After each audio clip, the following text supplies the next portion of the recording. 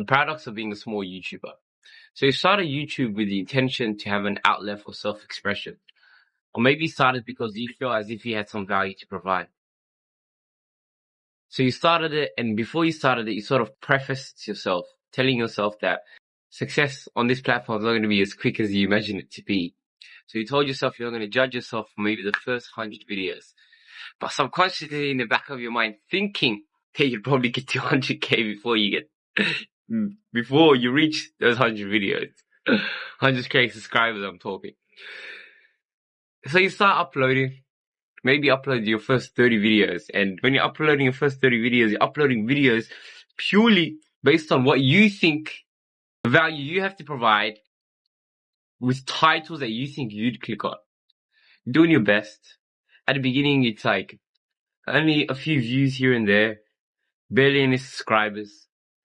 But slowly start getting 1, 2, 3, 4, and start becoming appreciated, right? None of your videos are getting over 100 views. But you said, hey, that's life. That's the nature of being a small YouTuber. So you continue and you persevere and you hit 50 videos.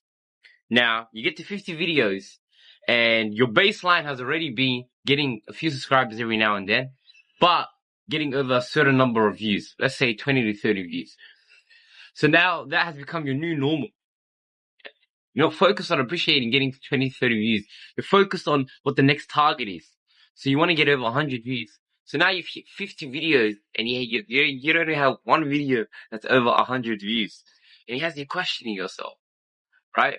So what you do is you start looking at other YouTubers who are prominent in your space and see what they do differently. You start changing your thumbnails. Start titling your videos similar to theirs. You start changing a lot of things about your aesthetic as a YouTuber, just to ensure you can get closer to that goal point of views faster.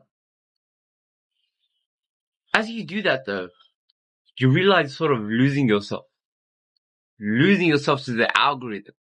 You watch infinite videos that teach you and tell you how to go about optimizing your YouTubers so you have a faster growth or more subscribers and more community. You're doing all those things, but at the same time, it doesn't feel like it's making a difference. You hear about the algorithm that all these people talk about. Yeah, it doesn't feel as if the algorithm exists for you. And even if it does, it feels like it's biased against you. But how can an algorithm be biased? So, as you're changing your style to sort of up your skill, because you understand that YouTube is a skill game, it's almost, you feel like you're losing the initial intention behind the channel. And it's becoming extremely frustrating because you're so focused and set on the goal of growth that stagnancy feels as if you're putting in so much effort and time and going nowhere.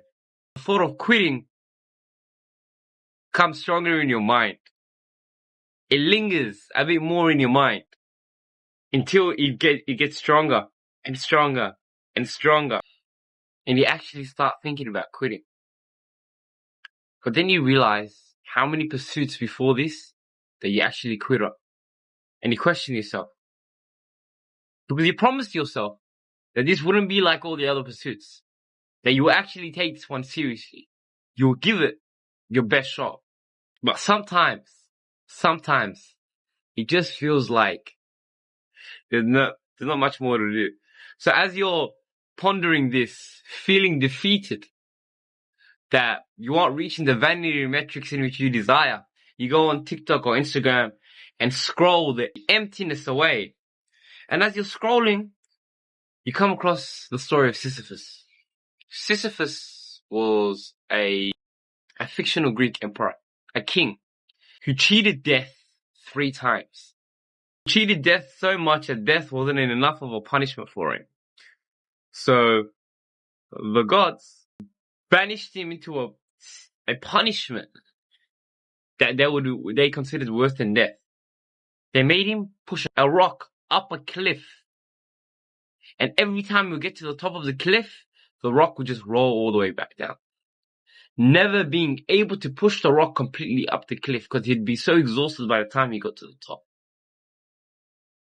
The story Sisyphus is by a Algerian philosopher called Albert Camus. And in the book he says, one must imagine Sisyphus happy.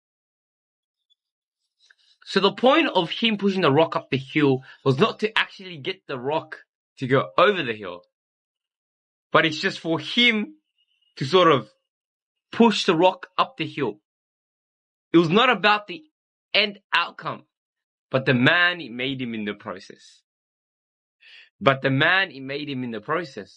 Oftentimes we do something and we're so focused on the end result or end outcome. Yet what we fail to realize is the individual that it's making us is worth more than the goal of getting to where you want to be. Because although you attach your happiness there to the end destination, which is what a desire is, when you get there, it doesn't feel any better than where you are right now. But it may seem as if you would feel better. It may seem as if there would be infinite euphoria. But that is not the case. God will move the rock when you are ready. But right now, He loves who you're becoming through the process of pushing the rock up the hill. One must imagine Sisyphus happy. You must find happiness in the process of filming, editing, and pressing upload every single day. Although it feels like nothing's happening. One day, sooner or later, the YouTube algorithm will notice me. I will get over 1 million views. I will have an audience that loves and values what it is that I have to say.